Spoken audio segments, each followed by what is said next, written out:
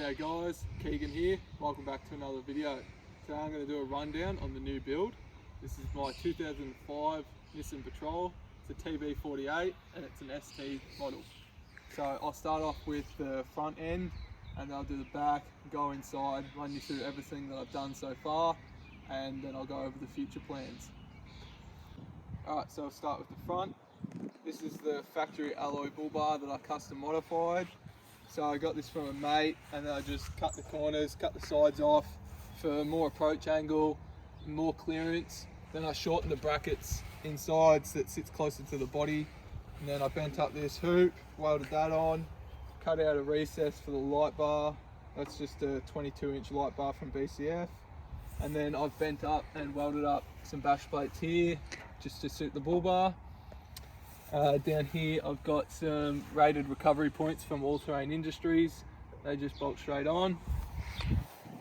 Got custom headlights made from Lefty Lights on Instagram. So he's got the blacked out housings and then the demon eyes with the HID projectors. So they're super bright and they look really nice.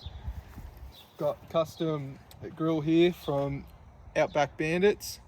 So it says Bot Bus, which is just my Instagram handle. So just to change it up a little bit.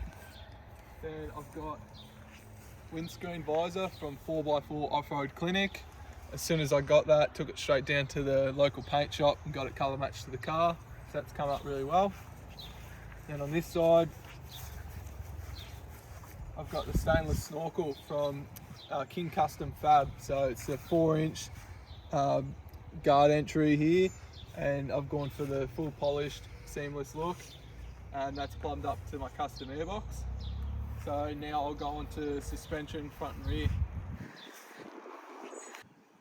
Alright, so onto the front suspension. So it's pretty simple at the moment. I've got adjustable panhard, adjustable drag link, and then I've got the standard steering damper still.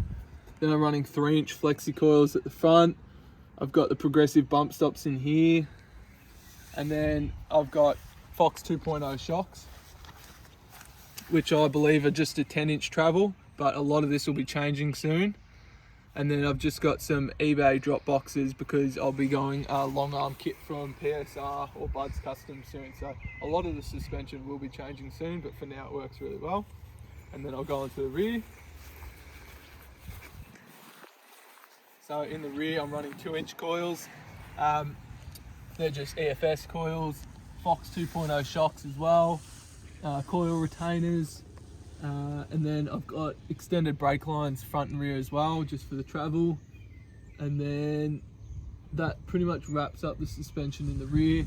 Like I said, a lot of that will change, so I'll be going 3-inch rear, 4-inch front, so I can run flexi coils in both.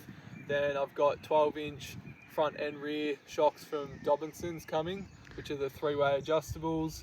And then obviously all adjustable arms. I've got long arm rear coming from Superior, and then obviously the long arm for the front. And then I think that pretty much wraps up suspension plans. Now I'll go on to rims and tyres.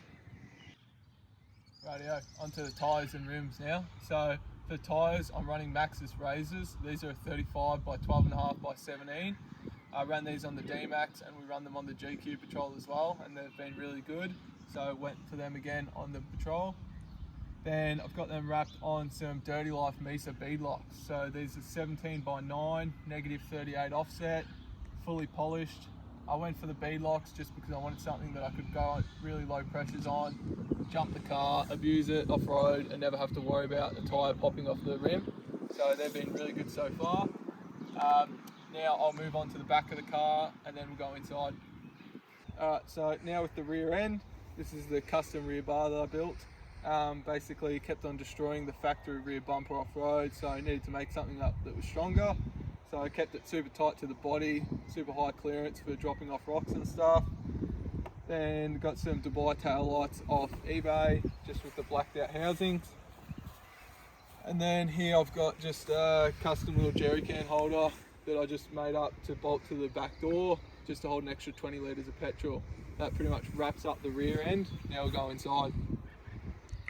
Rightio, moving on to the interior now. So I'll start off with these seat covers. So these seat covers are from Razorback 4x4.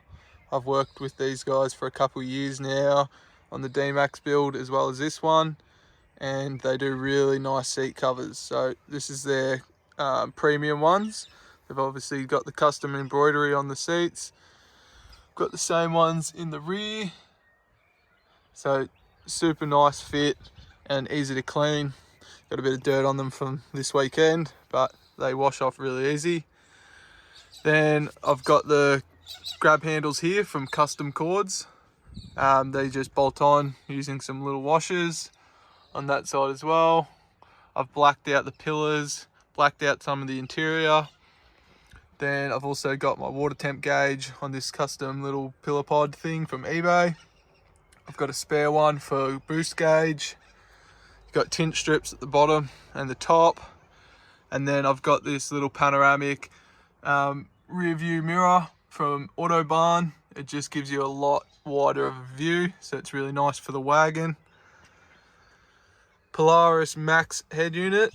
This is a 10-inch screen, I believe, and it's got pivot both ways, slides up and down. It's got Apple CarPlay. You can connect your phone, use YouTube, all that sort of stuff off a hotspot, so that's really handy. Little shifter from eBay, which is just a nice little aluminium shifter just to change it up. They don't come with, or these are the factory cup holders here. So you've got this little thing that just clips in there. 3D floor mats, just to keep the carpet nice and clean. Eventually I'll be pulling the carpet out and doing vinyl, but I think that pretty much wraps it up for the front. And you go into the back. I've got this folded up at the moment, but that's the seats when they're up. And then fold that down and up, and I've got my amp set up here. So I've got the kicker amp and then a JVC amp. This one is in charge of running the sub, and this one is for the roof speakers and the back speakers. So I'll show you the roof speakers now. I've got these 4-inch speakers here, which are pretty cool. They just recess into the little section here because that's just dead space up in the roof. I just cut them out with a Stanley knife and screwed them in and ran the wiring down the side of the pillars here. Then I've got the kicker sub here, which I think is a 10 or a 12-inch. It's a ported box, so it's really good for this size car. Definitely wouldn't need to go any bigger. And then I've got these two Pioneer 6x9 speakers, and the way I mounted them is there's usually grab handles up here from factory. I just unbolted them, drilled 2 holes through these boxes to match the bolt holes for the handles, and then bolted these up instead.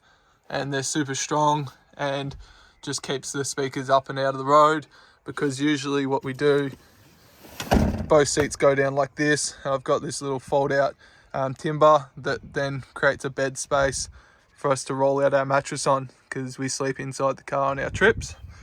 So that's the back. Then we'll go into the rear barn doors.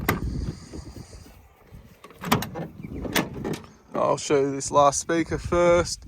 Basically folds out like that. This is an Eco X gear speaker. It's one of their little sound bars, and I've set it up on this little pivot system. So utilize the rear seatbelt bolt hole there, made up this little roll bar that swivels with this one sleeving over the top of these side ones, so I can fold it out of the road when I'm not using it, or fold it out like this when I'm at camp. This just wires down through the pillar to my dual battery setup underneath here, so this can run all day and all night and basically drains no battery. So that's super handy. Underneath this side, I've got obviously the little travel buddy oven here. Back here, I've got the second battery, which you can probably see the terminals down there and the battery monitor. And then there's also a compressor there that's just not wired up yet. Eventually I'll do a switch here, and then the reel comes out here, but that's just not finished yet. And then on this side of the drawers, I just keep my tools, recovery gear, and when we're camping, there's usually gas bottles, cutlery, oils and stuff like that. And then I've got this Patrol Australia drop down fold out table. So just undo that and that and that, and drop down and folds out like that. And then the little pole there that bolts in there to hold it up, but I won't do that at the moment. But gives you a nice big cooking area, just because the Patrols are limited for space, especially once we sort of have our bed set up in here. We've got to sort of be smart with how we set up our space. So this comes in handy because obviously that barn door doesn't get used for anything else. So when you get to camp, it gives you a good cooking area there. And I think that basically wraps up the whole interior. So the last section of this video will just be the engine bay and engine mods sort of setup. So obviously this is the factory TB48 engine, which is an inline 6 4.8 litre engine, obviously petrol. So pretty stock standard at the moment.